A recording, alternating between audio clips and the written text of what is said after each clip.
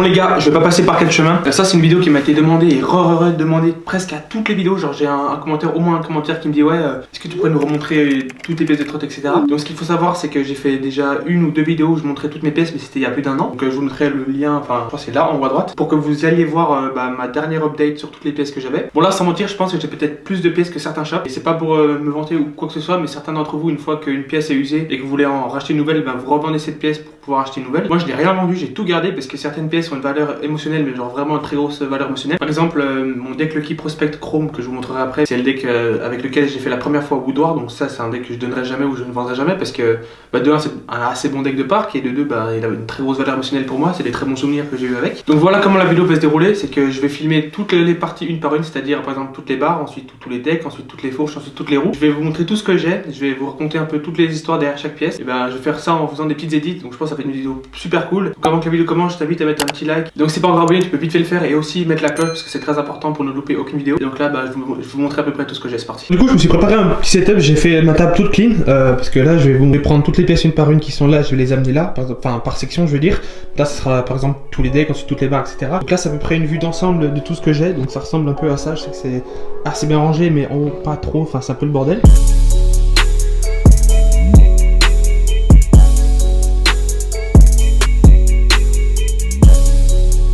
Bon, on va pas perdre de temps, je vais faire le plus gros en premier, c'est-à-dire les decks, et donc comme ça je vais tous vous les mettre sur la table, et donc c'est parti. Bon voilà, donc là il y a tous les decks, donc quand je les mets comme ça en fait il y en a beaucoup plus que ce que j'imaginais. Du coup c'est vrai qu'il y en a un peu beaucoup, je sais pas combien il y en a au total, je mettrai à l'écran combien il y en a exactement. Donc voilà comment je vais faire en fait, au lieu de les présenter un par un, je vais plutôt les présenter marque par marque parce que j'en ai plusieurs qui sont de la même marque. Par exemple Grid j'en ai eu plusieurs, Lucky j'en ai eu plusieurs, ça va être plus simple et aussi plus distrayant pour vous. Du coup là on va passer à la première section, c'est-à-dire les decks par marque, donc c'est parti. Ok, donc juste ce que vous avez ici, c'est les decks de mon premier sponsor, enfin de vrai sponsor, c'était Grid Scooter. Donc comme vous pouvez le voir, j'en ai eu pas mal du tout, j'en ai eu 1, 2, 3, 4, 5, 6, 7, 8, 9 au total. C'est tout ce que j'ai eu, je n'ai rien vendu ni redonné. Donc ce que vous avez au bout là-bas, c'est un crisp jaune. En fait c'est Grid qui m'a donné parce que si vous ne saviez pas, Grid et Crisp c'est la même entreprise. Il n'avait plus de deck à ce moment-là, du coup ils m'ont repassé un Grid, enfin un Crisp provisoire. Ensuite on a le deck Grid bleu Vendetta, enfin c'est tous des Vendetta. Celui-là j'ai fait Woodward mais ma deuxième année. Ensuite nous avons le deck Grid Vendetta le plus long, c'était mon premier deck Grid que j'ai reçu. C'était le plus grand, je crois il est en 54 si je dis pas de bêtises. Ensuite un deck vraiment très stylé, c'est le même deck, enfin c'est pas le même deck mais c'est le deck que je voulais aller faire Woodward avec le bleu là, mais en fait j'avais celui-là. Vous voyez que la peinture elle est très différente parce que j'avais fait faire par un carrossier. C'est une peinture très spéciale, c'est un blue un peu midnight pour ceux qui connaissent. En fait je l'avais et là je vous montrais il y a plein de fissures. Du coup c'est pour ça que j'étais allé dans un shop à The Vault à Los Angeles pour acheter justement celui-là. Donc le jaune qu'il y a là c'est le Grid Vendetta Or. C'est celui-là avec lequel j'ai fait le fizz, enfin 30 secondes de fizz parce que je suis arrivé et en même pas en un seul saut j'ai fait un front barrière. Je me souviens il y avait Jules Lefebvre qui était là, il avait regardé, je l'avais plié. Le tube là il était tout neuf, je pense que c'était un défaut de fabrication. Là comme vous pouvez voir il est tout neuf. Vraiment j'étais vraiment très déçu. J'avais une trotte full Bobby Rivas parce que c'est la signature Bobby Rivas. Ensuite il y a le même, ça c'est le deck d'une complète je crois. Ah non ouais c'est la complète que j'ai vue, je l'ai plié aussi sur les tubes. Celui-là pareil, première complète que j'ai reçue, donc deck classique. Je l'ai pas cassé celui-là, bizarrement. Attendez, ah si, fissuré. Et enfin, un des derniers decks que j'ai eu avant de quitter, je crois, le Vendetta chrome et bleu, avec un custom off-white. Ensuite, nous avons ça et celui-là. Bon donc les deux derniers, c'est les deux seuls blunts que j'ai eu. J'ai eu un AOSV 4 mais je l'ai redonné à un ami, celui avec qui j'ai fait la vidéo Street vs Park il y a quelques jours. Je vais redonner lui à un AOSV 4 John Rias. Donc là j'ai un AOSV 3, celui-là il est collector parce que c'est un Max Peter. C'était un de mes premiers decks vraiment où j'étais très excité d'avoir. C'était un des premiers decks néochrome sur le marché, voire même le premier, si je suis pas sûr, mais c'est la première fois que je voyais en tout cas moi une couleur néochrome sur un deck et je trouvais ça magnifique. Franchement il a pas perdu trop de couleurs, donc surtout cette phase de YouTube elle est vraiment très belle, le bleu mélangé avec du violet et du vert. Et enfin là nous avons un deck Gigi qui date je crois de 2015 ou 2016 maximum, il est très lourd. C'est un deck que j'ai utilisé pour la trampo, donc vous voyez là il y a je sais plus ce que c'est en dessous, des vieilles chaussettes pour pas trouver le trampoline. Ça.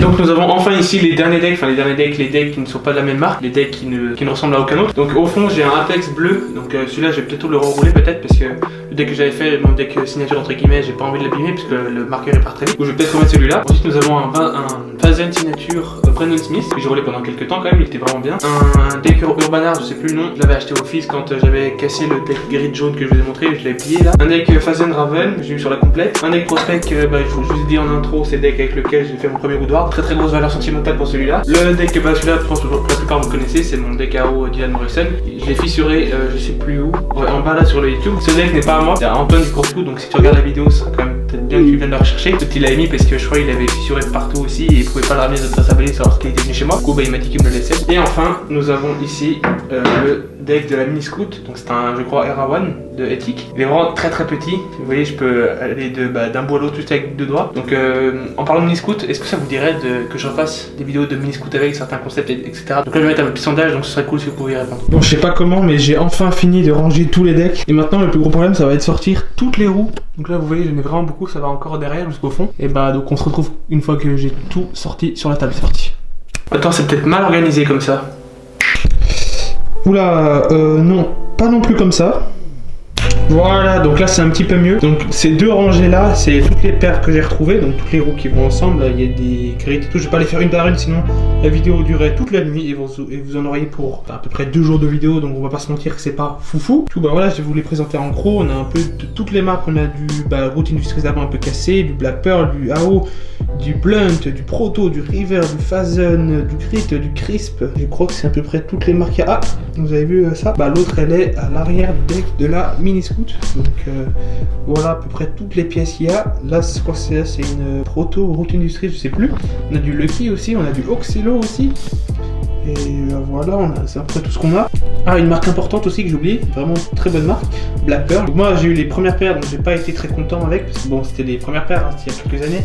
Mais là ils font des très bonnes roues aujourd'hui, si vous en voulez, n'hésitez pas, c'est des très bonnes roues rapport qualité-prix. Essayez de me dire combien il y en a en commentaire, et le premier commentaire qui trouvera, même si je compte pas, je ferai en sorte de trouver le bon commentaire, et il aura une petite pub pour la prochaine vidéo. Et donc là maintenant on va passer au dernier petit bijou, toutes les barres. Donc je vais enlever ça d'abord. Hop là, donc ça c'est fait, donc c'est quand même vraiment cool d'être un magicien. Et en un autre claquement de doigts, toutes les barres seront sur la table.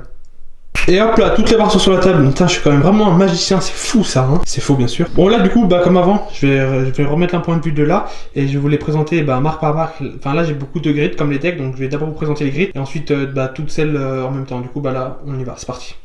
Ok, donc là ce que j'ai sur la table c'est les barres juste grid, donc c'est à peu près toutes les mêmes. Celle-là je l'avais repeint un peu en paint splatter, ça s'appelle la technique de peinture. C'est quand tu prends un pinceau ou quelconque objet pour jeter de la peinture sur un objet. Celle-là je trouvais qu'elle était vraiment très stylée, le bleu sur le gris pardon, ça rendait vraiment super bien. Ensuite nous avons la même en or et noir que j'avais reçu avec le deck Vendetta. Le bleu là c'était la barre de la complète, celle-là elle est vraiment très stylée aussi. Grid j'aimais pas toutes leurs pièces, mais vraiment je trouvais que leur barre était vraiment super originale. Bon par contre c'est en aluminium donc pas le matériau le plus solide, mais s'ils avaient pu faire ces barres au moins en acier ou peut-être en titane, ça aurait été vraiment je pense un grand succès, encore plus que l'ont été. Ensuite la même en bleu, donc ça c'est la même couleur que le deck que j'ai fait repeindre par le carrossier, donc le bleu un peu midnight, un peu profond, un bleu foncé quoi, avec mon sticker signature que j'avais fait à l'époque. Et voilà. Alors celle-là, me demandez pas comment j'ai ça, mais je ne sais toujours pas comment j'ai ça. C'est une barre vraiment hyper belle, on va pas se mentir. La forme, ils sont en train de designer un avion de chasse, je sais pas ce qu'ils ont fait au niveau du design, mais ils me l'avaient donné pour la tester, pour voir ce que j'en pensais et tout. Et j'ai été franc un peu, je leur ai dit que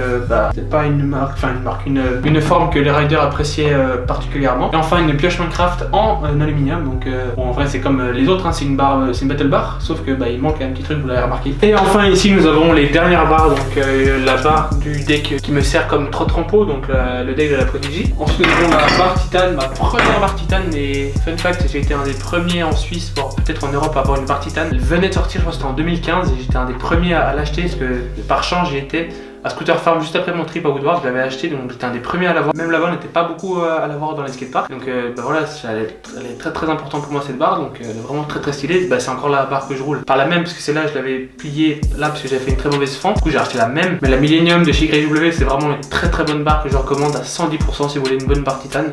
Ensuite, ça, encore en lien avec Woodward, c'est une Almasty Ethic en rouge un peu mat, un peu, je sais pas comment on appelle cette couleur. Je l'ai gagné suite à un contest à Woodward, donc juste avant avant de me déboîter l'épaule, j'avais fait un contest, je crois c'était un Bestrix ou un Game of Suit, non c'est quoi, un Bestrix il me semble, et j'avais gagné, enfin les juges avaient décidé que j'avais gagné, et donc j'avais gagné cette barre, donc c'était vraiment très stylé, très bon souvenir des USA. Et enfin une petite barre Phase & Draven qui est avec le deck, et je crois que cette barre à elle toute seule pèse plus que toutes les barres réunies, donc elle est vraiment très lourde pour une si petite barre. Je sais pas ce qu'ils pensaient à l'époque avec la conception de cette barre, mais ils se sont dit bon les gars, on va faire la barre la plus lourde possible, comme ça les raiders ont vraiment aucun problème. Elle est vraiment super lourde, elle doit faire au moins 1 kg et quelques, au moins 1 kg 6, 7, c'est énorme pour une barre. En plus elle est toute petite en largeur, toute petite en hauteur, donc c'est ouf. Bon ça y est les gars, c'est déjà la fin de cette vidéo, donc merci à tous d'avoir regardé jusqu'au bout. Donc si t'es pas encore abonné à la chaîne, tu peux t'abonner et aussi mettre la cloche, parce que juste abonner ça sert à rien, parce que maintenant il faut mettre la cloche pour vraiment voir chaque notification de chaque nouvelle vidéo, parce que je vous rappelle qu'il y a 3 vidéos par semaine, lundi, mercredi, vendredi. Et donc si t'es pas encore abonné à mon Instagram, je t'invite à me rejoindre